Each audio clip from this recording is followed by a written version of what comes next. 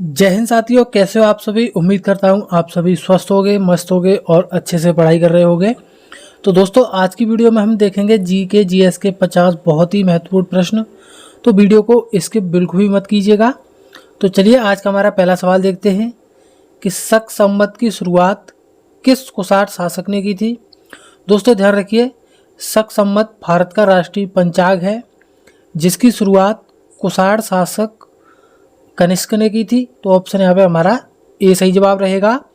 चलिए हमारा next question देखते हैं कि गुरुमुखी लिपि का आरंभ किस सिख गुरु ने किया था।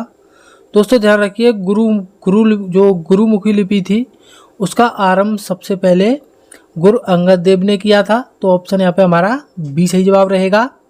चलिए नेक्स्ट क्वेश्चन देखते हैं कि किस वर्ष कांग्रेस के सूरत अधिवेशन में दल का विभाजन हुआ था।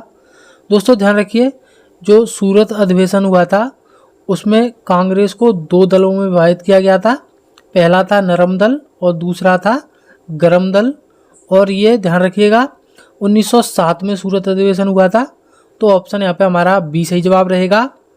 नेक्स्ट क्वेश्चन देखते हैं कि प्रसिद्ध अष्टांग मार्ग का संबंध मुख्य रूप से किस धर्म से है। दोस्तों जो अष्टांग मार्ग का संबंध है वो बौद्ध धर्म से है। तो ध्यान रखिए, ऑप्शन यहाँ पे हमारा डी सही जवाब रहेगा। अगला सवाल देखते हैं कि प्रसिद्ध चीनी यात्री फाहियान किस गुप्त शासक के शासनकाल में भारत आया था। दोस्तों ध्यान रखिए, चीनी यात्री जो फाहियान था वो चंद्रगुप्त द्वितीय के शासनकाल में आया था। तो ऑप्शन यहाँ पे ए सही जवाब रहेगा। अगला सवाल देखते हैं कि प्रसिद्ध विदेशी यात्री इब्न बतूता किस दिल्ली सुल्तान के शासनकाल में भारत आया था। तो जो इब्न बतूता भारत आया था वो ध्यान रखिए मोहम्मद बिन तुगलक के शासनकाल में आया था। तो ऑप्शन यहाँ पे सी सही जवाब रहेगा। अगला सवाल देखते हैं कि ऐतिहासिक चंपारण सत्याग्रह के दौरान गांधी जी को महात्मा की उपाधि किसने दी थी। दोस्तों ध्यान रखिए, गांधी जी को महात्मा की उपाधि चंपारण सत्याग्रह के दौरान दी गई थी और ये रविंद्रनाथ टैगोर के द्वारा दी गई थी। तो ऑप्शन यहाँ पे हमारा बी सही जवाब रहेगा। नेक्स्ट क्वेश्चन देखते हैं कि भारत में सती प्रथा का पहला पुरातात्विक प्रमाण किस प्रसिद्ध अभिलेख से मिलता है। तो जो भारत में सती प्रथा का प्रमाण मिलता है वह एरड़ अभिलेख से मिलता है। तो ऑप्शन यहाँ पे डी सही जवाब रहेगा। नेक्स्ट क्वेश्चन देखते हैं कि बौद्ध धर्म के त्रिरत्न में निम्नलिखित में से क्या शामिल नहीं है। दोस्तों बौद्ध धर्म के त्रिरत्नों में अहिंसा शब्द शामिल नहीं है। तो ऑप्शन यहाँ पे ए सही जवाब रहेगा। और संघ, धम्म और बुद्ध को बौद्ध धर्म के त्रिरत्न में शामिल किया गया है। नेक्स्ट क्वेश्चन देखते हैं कि grand old man of India यानी भारत के वयोवृद्ध पुरुष किसे कहा जाता है। दोस्तों ध्यान रखिए, जो grand old man of India कहा जाता है वो दादा भाई नौरोजी को कहा जाता है। तो ऑप्शन यहाँ पे सी सही जवाब रहेगा। अगला सवाल है हमारा कि भारतीय संविधान के किस अनुच्छेद में वार्षिक वित्तीय विवरण यानी जिसे बजट बोलते हैं इसका उल्लेख किया गया है। दोस्तों ध्यान रखिए, भारतीय संविधान में अनुच्छेद 112 में वार्षिक वित्तीय विवरण का उल्लेख किया गया है। तो ऑप्शन यहाँ पे बी सही जवाब रहेगा।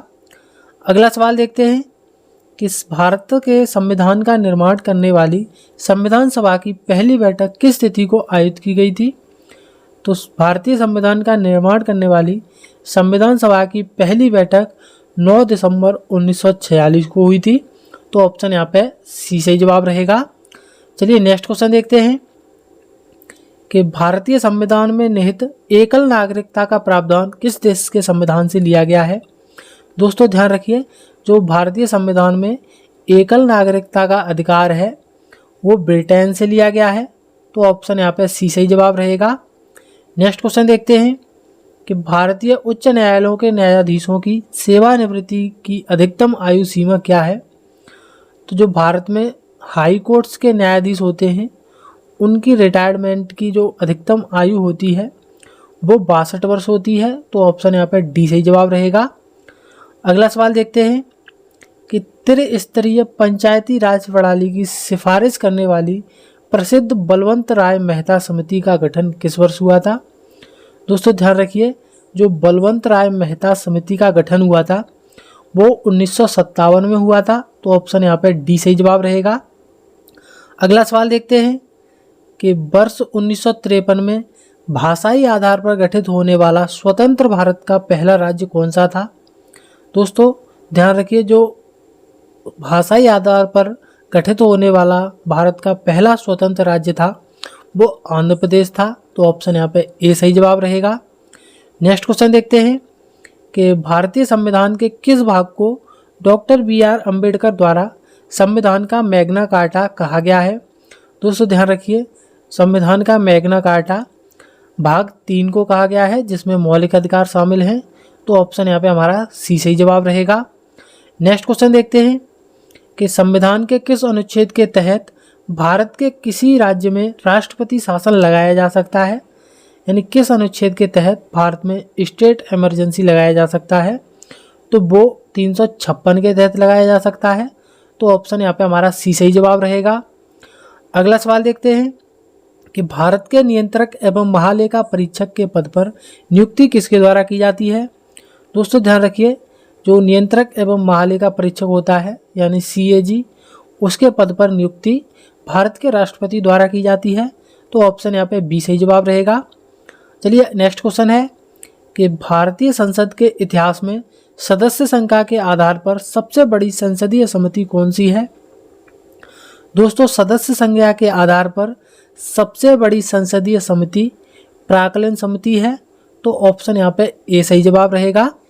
चलिए नेक्स्ट क्वेश्चन देखते हैं कि भारत का सबसे ऊंचा सीधा प्रपाती जलप्रपात यानी कुंचिकल जलप्रपात किस राज्य में स्थित है। तो जो कुंचिकल जलप्रपात है वो भारत का सबसे ऊंचा जलप्रपात है जो कि कर्नाटक में स्थित है। ध्यान रखिएगा, ऑप्शन यहाँ पे ए सही जवाब रहेगा। अगला सवाल देखते हैं कि भारत में तिलहन उत्पादन को बढ़ावा देने के लिए चलाई गई पीली क्रांति के जनक कौन माने जाते हैं। दोस्तों ध्यान रखिए, पीली क्रांति का संबंध तिलहन उत्पादन से है जिसके जनक सैम पित्रोदा माने जाते हैं। तो ऑप्शन यहाँ पे ए सही जवाब रहेगा। नेक्स्ट क्वेश्चन देखते हैं कि सौर मंडल का वह सबसे कम घनत्व वाला ग्रह कौन सा है जो पानी पर भी आसानी से तैर सकता है। दोस्तों ऐसा कौन सा ग्रह है जिसका घनत्व इतना कम है कि वह पानी पर भी आसानी से तैर सकता है। तो वो शनि ग्रह है। ध्यान रखिए, ऑप्शन यहाँ पे सी सही जवाब रहेगा। नेक्स्ट क्वेश्चन देखते हैं कि भारत और तिब्बत के बीच सीमा मार्ग प्रशस्त करने वाला प्रसिद्ध नाथुला दर्रा किस भारतीय राज्य में स्थित है। तो जो नाथुला दर्रा है दोस्तों ध्यान रखिए भारत के सिक्किम राज्य में स्थित है। तो ऑप्शन यहाँ पे सी सही जवाब रहेगा। अगला सवाल देखते हैं कि एशिया महाद्वीप की सबसे लंबी और प्रमुख नदी कौन सी है। दोस्तों एशिया महाद्वीप की सबसे लंबी नदी यांगत्जे नदी है। दोस्तों ध्यान रखिए, ऑप्शन यहाँ पे बी सही जवाब रहेगा। अगला सवाल देखते हैं कि भारतीय मिट्टी में कपास की खेती के लिए सबसे उपयुक्त माने जाने वाली काली मिट्टी को किस अन्य नाम से जाना जाता है। तो कपास की खेती के लिए दोस्तों काली मिट्टी सबसे उपयुक्त मानी जाती है जिसका अन्य नाम रेगुर मिट्टी भी है। तो ध्यान रखिए, ऑप्शन यहाँ पे सी सही जवाब रहेगा। अगला सवाल देखते हैं कि भारत की सबसे बड़ी लैगून और खारे पानी की प्रसिद्ध पुलिकट झील मुख्य रूप से किन दो राज्यों की सीमा पर स्थित है। तो दोस्तों ध्यान रखिए, जो भारत की सबसे बड़ी लैगून झील यानी पुलिकट झील है वो भारत के दो राज्यों आंध्र प्रदेश और तमिलनाडु की सीमा पर स्थित है। तो ऑप्शन यहाँ पे सी सही जवाब रहेगा। अगला सवाल देखते हैं कि भौगोलिक और सांस्कृतिक महत्व के कारण दक्षिण भारत की गंगा किस प्रमुख नदी को कहा जाता है। तो जो दक्षिण भारत की गंगा कहा जाता है वो कावेरी नदी को कहा जाता है। तो ऑप्शन यहाँ पे हमारा बी सही जवाब रहेगा। अगला सवाल देखते हैं कि दुनिया की सबसे ऊंची पर्वत श्रेणियों को पार करने वाली ब्रह्मपुत्र नदी को तिब्बत में किस नाम से जाना जाता है। दोस्तों ध्यान रखिए, दुनिया की सबसे ऊंची पर्वत श्रेणियों को पार ब्रह्मपुत्र नदी करती है जिसे तिब्बत में सांगपो नाम से जाना जाता है। तो ऑप्शन यहाँ पे ए सही जवाब रहेगा। नेक्स्ट क्वेश्चन देखते हैं कि कर्नाटक में स्थित शिव समुद्रम जलप्रपात किस नदी पर बना है। दोस्तों ध्यान रखिए, जो शिव समुद्रम जलप्रपात है वो कावेरी नदी पर स्थित है, तो ऑप्शन यहाँ पे हमारा बी सही जवाब रहेगा। नेक्स्ट क्वेश्चन है हमारा कि मानव शरीर की सबसे बड़ी अंतःस्रावी ग्रंथि कौन सी है। मानव शरीर की सबसे बड़ी अंतःस्रावी ग्रंथि थायराइड ग्रंथि है, जिसे अबटू ग्रंथि भी बोला जाता है, तो ध्यान रखिएगा ऑप्शन यहाँ पे हमारा सी सही जवाब रहेगा। अगला सवाल देखते हैं कि हंसाने वाली गैस का रासायनिक सूत्र कौन सा है। दोस्तों हंसाने वाली गैस का रासायनिक सूत्र नाइट्रस ऑक्साइड है, तो ऑप्शन यहाँ पे हमारा ए सही जवाब रहेगा। अगला सवाल देखते हैं कि किस महत्वपूर्ण विटामिन की कमी के कारण मनुष्यों में बांझपन या नपुंसकता का खतरा बढ़ जाता है। दोस्तों ध्यान रखिए कि विटामिन ई की कमी से मनुष्यों में बांझपन या नपुंसकता का खतरा बढ़ जाता है, तो ऑप्शन यहाँ पे हमारा बी सही जवाब रहेगा। चलिए नेक्स्ट क्वेश्चन देखते हैं कि लोहे पर जंग लगने की प्रक्रिया विज्ञान में किस प्रकार के परिवर्तन का सबसे सामान्य उदाहरण है। तो जो लोहे पर जंग लगना जो प्रक्रिया है वो एक रासायनिक परिवर्तन है जो कि ऑक्सीकरण कहलाता है, तो ऑप्शन यहाँ पे हमारा ए सही जवाब रहेगा। चलिए नेक्स्ट क्वेश्चन देखते हैं कि कार्बन की मात्रा के आधार पर किस निम्न श्रेणी के कोयले को भूरा कोयला भी कहा जाता है। तो जो ब्राउन कोयला भी कहा जाता है वो लिग्नाइट को कहा जाता है, तो ऑप्शन यहाँ पे सी सही जवाब रहेगा। नेक्स्ट क्वेश्चन देखते हैं कि घरों में उपयोग होने वाले साधारण विद्युत बल्ब का तंतु जिसे फिलामेंट बोलते हैं वह उच्च गलनांक वाली किस धातु का बना होता है। तो जो विद्युत बल्ब का फिलामेंट होता है वो ध्यान रखिएगा टंगस्टन धातु का बना होता है, तो ऑप्शन यहाँ पे सी सही जवाब रहेगा।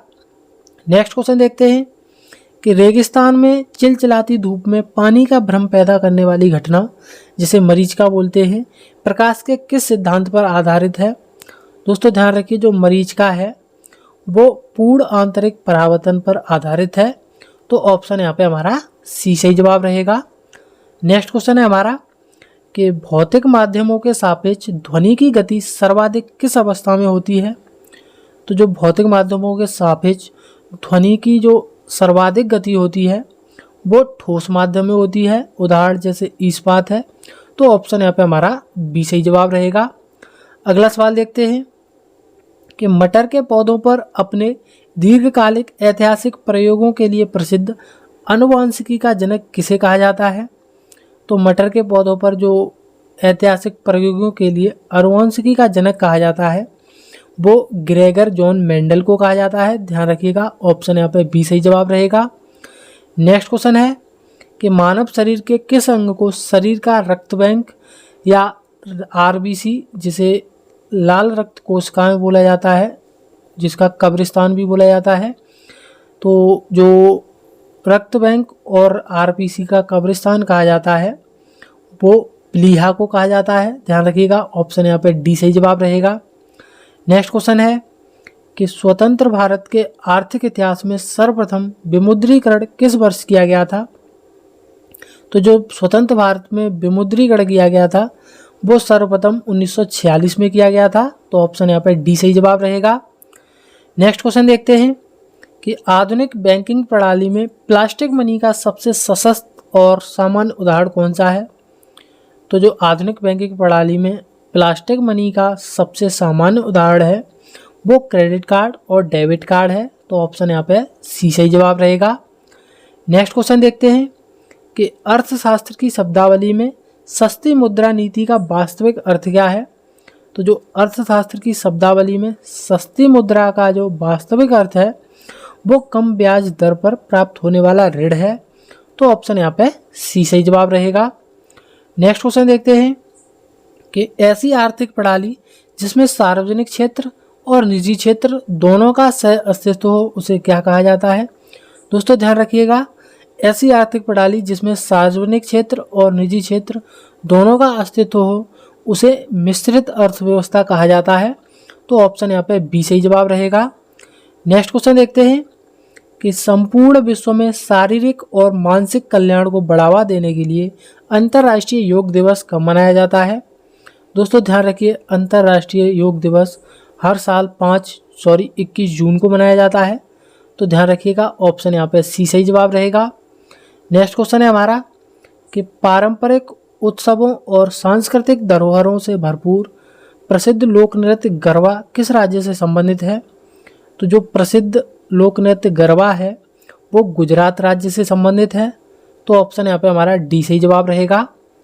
चलिए नेक्स्ट क्वेश्चन देखते हैं कि पर्यावरण और जैव विविधता संरक्षण के तहत घोषित भारत का राष्ट्रीय जलीय जीव कौन सा है? तो जो भारत का नेशनल एक्वेटिक एनिमल है वो गंगा डॉल्फिन है, जिसे 2009 में भारत का राष्ट्रीय जलीय जीव घोषित किया गया था। तो ऑप्शन यहाँ पे बी सही जवाब रहेगा।